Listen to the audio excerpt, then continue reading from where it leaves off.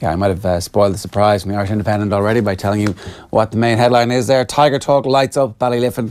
This is a story that Brian Keogh has where the news came through yesterday. Tiger Woods is committed to playing in the Open, which I think probably wasn't that much of a surprise, was it? It was like, ooh, Tiger's playing the Open. I was like, well, of course he's playing in the Open. Of course he is, yeah. It's not a surprise whatsoever. I mean, why wouldn't he? I mean, like, I don't have the figures in front of me. Is it the one he struggled with the most, just by virtue of the fact that it's mostly links courses and there is that stereotype around Tiger saying, oh, well, he can't come over here and handle our crazy wins and stuff like that? I'm not sure. I'm not sure of those figures, but like there was certainly a perception towards the end of peak Tiger that, you know, you talk about Carnoustie in 07 when Harrington picks up his first major, that it's like Tiger kind of faded away that week and it was like, maybe he can't really handle our links over here. So maybe that's why there was a perception around him in the Open that he kind of had to fully commit to this thing because, as I say, it is just a perception, which is probably completely untrue with Tiger, that he just doesn't, he doesn't like it up him. You know, he doesn't, that's the version, or that's golf's version of he doesn't like it up him, is playing the Open. Wet shoes in at Stoke. I think that actually, I don't know, I have a feeling that the Open is going to represent his best chance of success in the next decade or so if he continues to play golf, because you can leave the driver in the bag, you can take out your irons and you can like gently tickle it up the fairway and not have to use power but use your brain power, and maybe that doesn't suit him, but anyway, I think it does. Yeah, it's probably a good point actually. I mean, on a calm day in Augusta, the big hitters always get rewarded. The older you get, the shorter your drive gets. It's simple as that. So as you say, it is using your brain. That's a fair point actually. Which I'm sure Tiger's going to take into consideration again. Your brain is also rewarded in Ballyliffin, I hear. So Tiger perfectly suited to Ballyliffin. Yeah, myself and Nathan and Adrian didn't have a brain cell between us, so we were not rewarded on the course. It was Who played the best yesterday? Overpowered us. I mean, who played the best is like when everybody's a 0 out of 10. Who played the best? Who's the best 0? Everyone's a 0. Okay, fair. I'm going to say Nathan here because he always claims to be the best golfer of that trio, of the terrible trio that get all these amazing media days just by coincidence, of course. Well, you know, you gotta show up. You obviously do have to show up on invite, yeah. I mean, it's invite first, then show up second, and then shoot a 0 third. So I don't know if there's any chance Tiger Woods playing in the Irish Open, but hey, it's 8 weeks out. You can speculate wildly, and I'm sure he'd be welcome. If he's going to let us down, at least let us down at the last moment, because right now I see Tiger teeing off the first at Ballyliffin 2 weeks before the Open, and at least I'll have that hope for the next 7 weeks or so. So just let us down at the last minute, Tiger, is all I'm saying. Yeah, I mean, it makes a bit of sense. Makes a huge amount of sense. Like, I wasn't being facetious when I said it makes perfect sense to play a links course and take the Scottish Open off. But everybody plays the Scottish Open, don't they? Because I guess geographically this year it makes perfect sense, as well as the fact that it is always a similar course, usually anyway, to the Open. So I think a week off before the Open and rest himself up after Ballyliffin, it actually does make sense. Yeah, the other headlines on the back page of the Irish Independent this morning. Lowe could be squeezed out. This is the story that James Lowe is probably going to miss out. Jordan Larmour is going to be named on the wing to start for Leinster in the Champions Cup final. There are still significant doubts about Luke McGrath's fitness, enough that Jamison Gibson Park is going to be on the subs bench for Saturday's game. And then an interesting story from Colin Keys about intercounty referees are being urged to issue red cards in both football and hurling for head-high tackles. This is the growing fear of concussion. It's like you can change people's behaviour, but until it's actually seen to be something that's at the very top of the game, head-high tackles, that's dangerous. Let's make sure that doesn't happen. Red cards, that takes it out of the game. And then obviously a picture of John O'Shea early in his career and late in his career. That's him just before he makes his debut, and that's him after the goal against Germany in Gelsenkirchen. An amazing Ireland career from John O'Shea. Kind of unfortunate maybe that his best years coincided with the team not being very good. Yeah, true. I mean, he still has those sort of memories of Gelsenkirchen that I think we all will remember, albeit in kind of the strange way where it comes relatively early in the campaign, so that it isn't the direct culmination or it isn't the exact summit of something, but you look back on that campaign and you're like, that was clearly a key moment. It was an unbelievable campaign of moments like that, particularly German moments like that, and it is going to be the thing we remember John O'Shea for most of all. But like, obviously there's still a club career and all that sort of stuff, and like, I mean, there's plenty of Manchester United and Ireland fans who support both teams who would have held John O'Shea up above pretty much any other player there for about a 5 or 6 year period. At Ireland. Yeah, well, like, I mean, the amount of Manchester United fans in Ireland when John O'Shea was at his peak for Manchester United, like, to say that he was a cult figure is doing him a complete injustice, because I would have said that he would have been quite possibly most Manchester United and Ireland fans' favourite player. No? You disagree? Well, they had like... I'm talking post-Roy. Ronaldo, Wayne Rooney. I'm talking about their favourite player. I'm not saying that they looked at this in a cold manner and said John O'Shea is better than Ronaldo. Tommy Rooney's like, no. Like, I can't put myself into a Manchester United fan's shoes. No, you can't. But like... surely, like, you're looking at John O'Shea and saying, I love this guy. I mean, you do, he's clearly my favourite player. I'm rooting for every goal John O'Shea scores will get 100 times more emotion for me than any goal Cristiano Ronaldo will score or Wayne Rooney will score. Wayne Rooney's European debut was a hat-trick. What does that have to do with anything? It's like you immediately fall for the player who's like, oh wow, we've got one of the best players in the world. You're Irish, and you're seeing an Irish guy perform with the best team in the world at the time. Nationalism is the last refuge of the scoundrel. On to the Irish Times, if just to draw a discreet out of that. The Newcastle Lancaster, great piece from Gavin Cumsky this morning. Larmer set to start against Racing 92. Also, I think Gavin Cumsky was the first person to tweet that yesterday, so he seems to have had the edge on that one. And then John O'Sullivan's piece is going through the stats to show that Leinster should have the final edge on Saturday. But really all that means is that Leinster are the favourites. Whether or not they actually end up having the edge in the game, we'll have to wait and see. Good piece from Davy Hannigan about Lou Ferrigno. Remember Lou Ferrigno? Yeah. You do? Really? No, I don't remember. Any idea who? No, I have no idea. Do explain. The Incredible Hulk? Oh yeah, of course. He was the actor who played the Hulk. And why is he in the news? He's Donald Trump has named him to his committee for make people do good, more exercise. And Ferrigno obviously was a notorious roid freak, because how the hell do you get to be that big? How the hell did the Incredible Hulk become the Hulk? It was steroids all along. Exactly, yeah. And that's all it was. It was just this is a metaphor for steroid use and the damage, the ticking time bomb that it is for sport. Sport is anyway.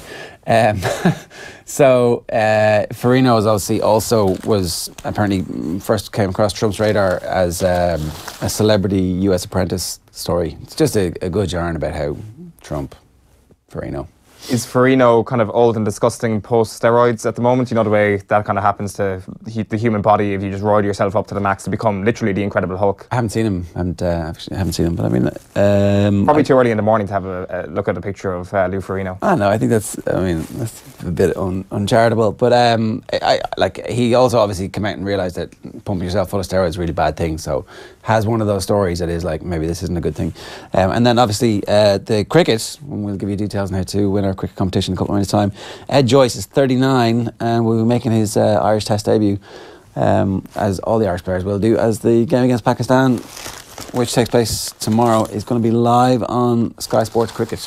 So a lot of excitement around that. And then Rory McIlroy, still talking about the Masters and how it's fired him up for the rest of the season. John O'Shea, Gentleman John, is the lead in the Examiner this morning. It's him and his son. I think it looks like it's one of the French games at the Euros. Yeah, June 2014 in France. It's actually after the France game. 2016, I hope. 2016.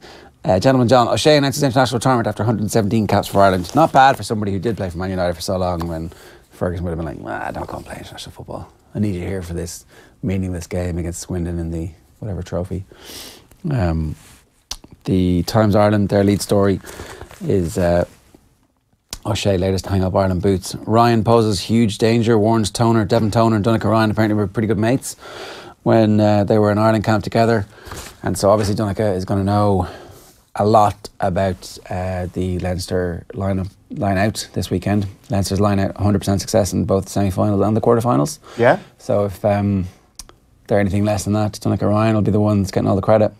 Yeah, we were discussing this with Andy Dunn yesterday about this kind of obsession with some other team's strengths, and it is sort of a weird thing considering we're a country that likes to have this inferiority complex all the time. It's like, they've got a very good line out, therefore our line out is going to be terrible and they're going to crush us in this department. It is completely acceptable for Racing 92 to have an amazing line out, but for Leinster to continue this 100% streak of a flawless line out. Like, they can come up against an amazing line out and be better than them. That is how good this Leinster line out is. So both of these things can exist. Ger and Eoin can have a great performance on Saturday, but Leinster can still have a 100% success. Well, yeah, exactly. If his success is actually in disrupting Leinster's line-out, and I mean a defensive line-out from his perspective, then he'll get the credit for it, and obviously that would be a significant blow.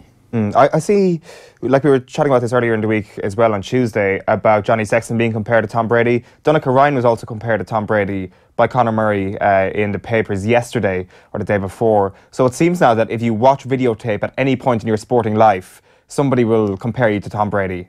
So that's what you got to do. If you watch yourself back this morning, you're Tom Brady. So is it not the dedication to diet and... I'm being facetious, Ger. Of course it is. But no, he talks about the fact that he is watching a lot of tape, and that's when the Tom Brady reference always comes up. I mean, is it? Well, because I would have said that Brady. It's not that Brady watches tape. It's that like he doesn't eat any bad stuff. He lives it. He basically, sleeps in a hyperbolic chamber and does all that kind of stuff. Well, he lives by the TB12 method. Yeah. And clearly, if you and I live by the TB12 method, we will have all the success in the world. Yeah, I'm thinking of adopting something. Some TB12. The greatest goal mouth scramble that I've ever seen was at the end of the Huddersfield Chelsea game last night, and they just showed and it ends with a world class save from Lussell.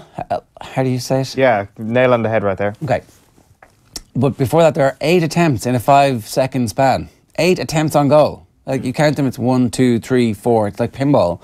And it finishes with this amazing save to the point where everybody goes, well, I mean, we don't actually deserve to score now. We've had 8 attempts and you just panned it against the upright. And then so all 3 teams survived in the Premier League. I don't know how often it's happened before, but it doesn't happen very often. Clearly not.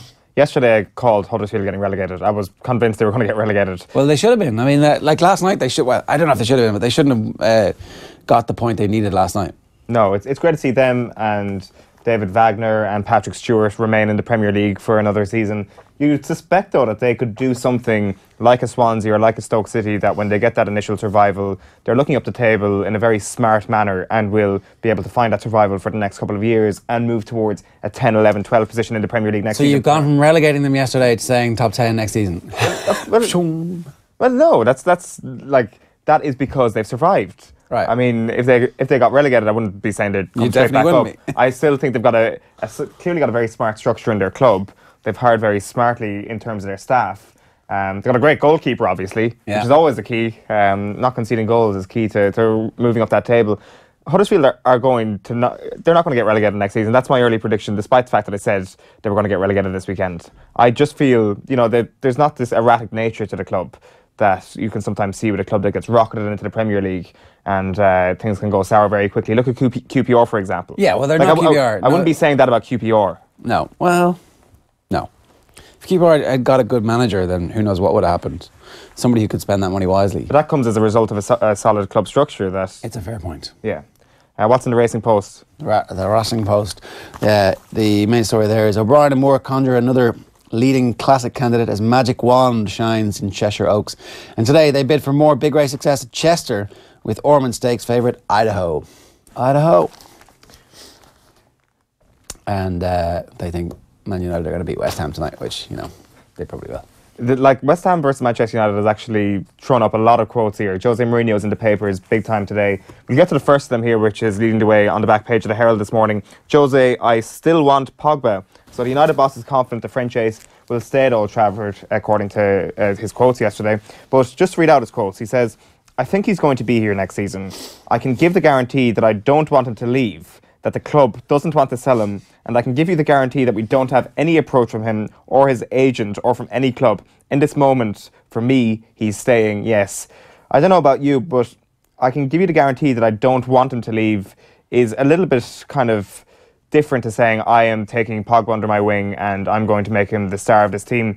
It doesn't necessarily seem that all is well in the Jose Mourinho-Paul Pogba relationship just yet. It is good that he's guaranteeing that he doesn't want to let him go, but letting him go at this point would probably be selling for a marked down rate, and Jose Mourinho would look very silly indeed. So, I don't know.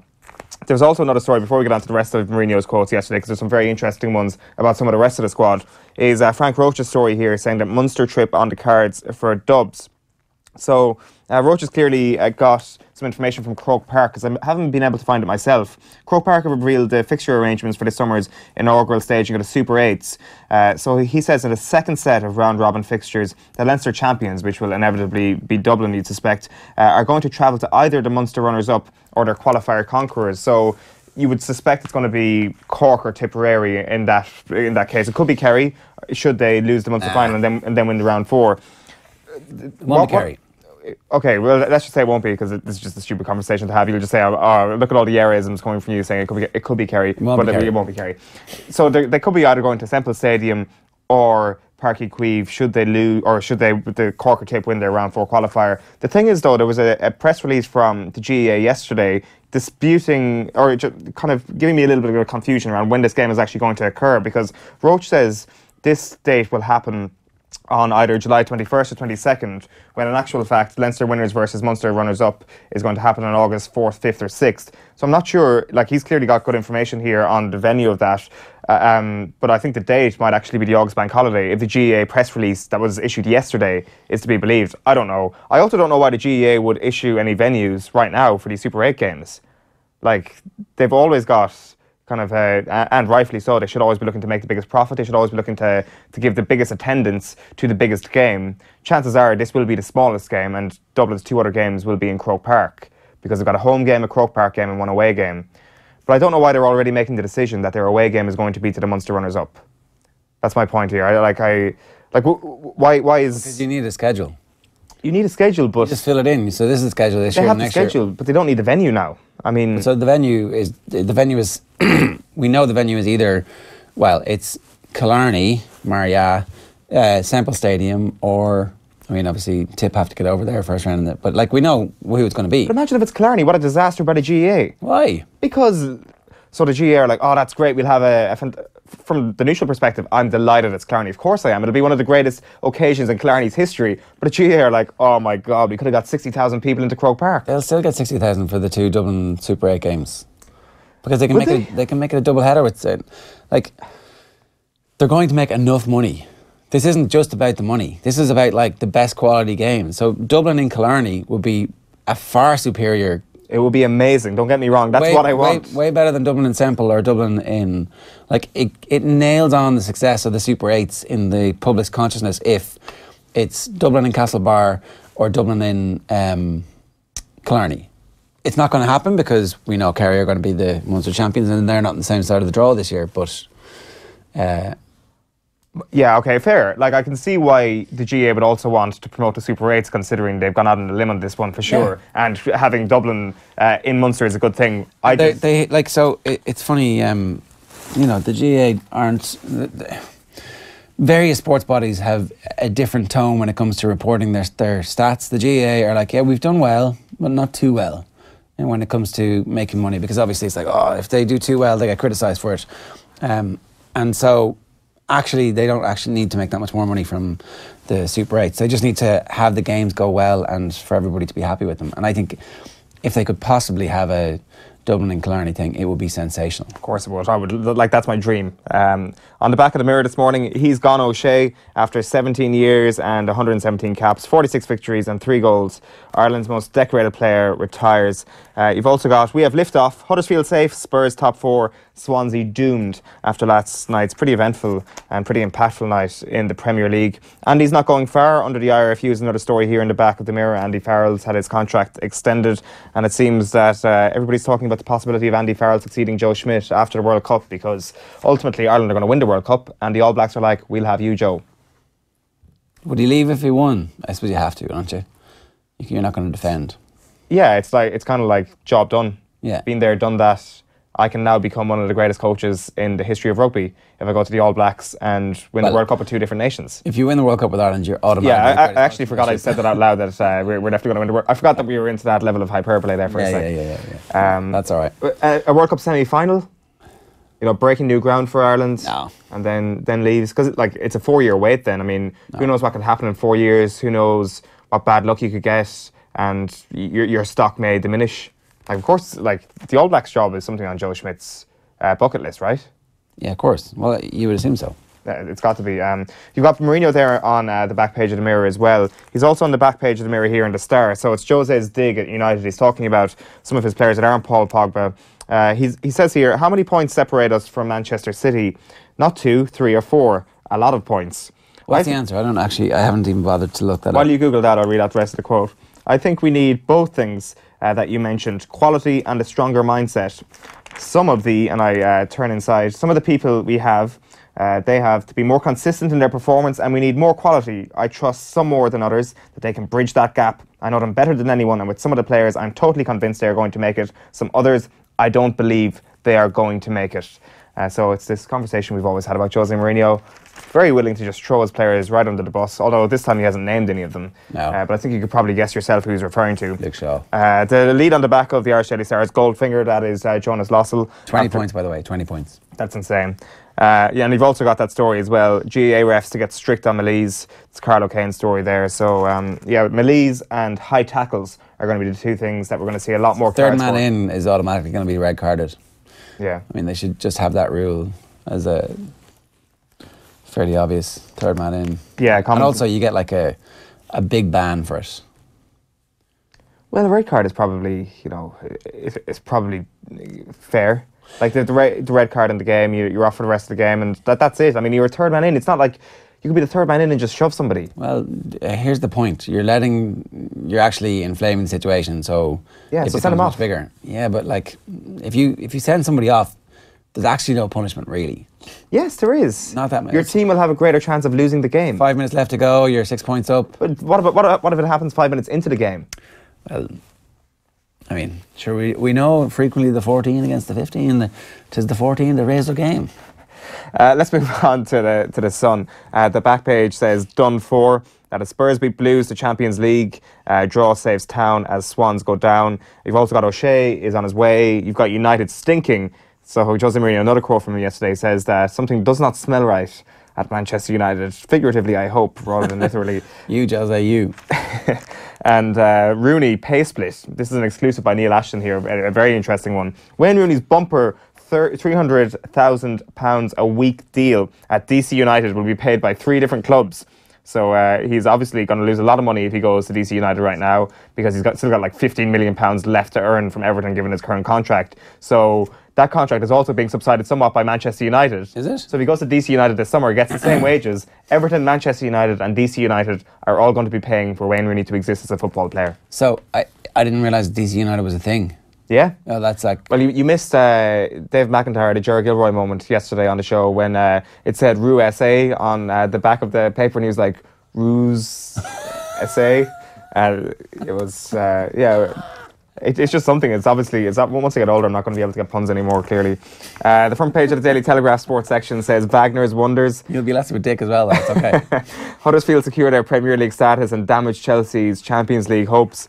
And then finally for me now, on the back of The Guardian, it is this Daniel Taylor exclusive which has been doing the rounds all week. So Chelsea bring in Bernardo's to investigate racism claims. So that's after receiving legal claims from 3 former U-team footballers from the 90s, alleging that Gwyn Williams and Graham Ricks subjected young black players to explicit racial abuse. They brought in the children's charity to help them with this independent investigation. Ricks and Williams have obviously denied it thus far. You've also got 3 more players, and you've got white players stepping up to kind of corroborate their claims here. It's going to be very interesting to see what happens. So the inquiry has officially been launched. Bernardo's been brought in by Chelsea to help with the independent nature of it. You've also obviously got on the back page of the Guardian there, Chelsea 1, Huddersfield 1. Terrific Terriers is their headline on that. Toure getting a very emotional send-off from the Manchester City faithful last night, which is kind of funny, right? It's like a bit weird that they're... for such a bit part player over the last 18 months since Pep arrived, for somebody who was on his way out, that's recency bias. Remember, Yaya Toure is part of the team that brought greatness to Eastlands. Like he was part of himself, Vincent Kompany, Sergio Aguero. They should all be viewed in that. David Silva. Because they won the first one. Yeah, exactly. All right, fair First enough. one is always the hardest. That's why he's got, if it was all to do with the last couple of years, I mean, Arsene Wenger would have got booed out of the Emirates the last day. Yeah, okay. So that's what the, because company was giving the speech and they were doing loads of stuff, and the fans. I guess he has a special role in, or a special part in the fans' hearts because of that. Yeah, and to be honest with you, I think there's kind of like, they view him as kind of like the cheeky rascal who almost left because of his birthday. Yeah, and this was obviously clearly making up for that. It was like, oh, we better give him this massive send-off even though he's actually leaving. Yeah, he would actually be really, really offended if we didn't do this.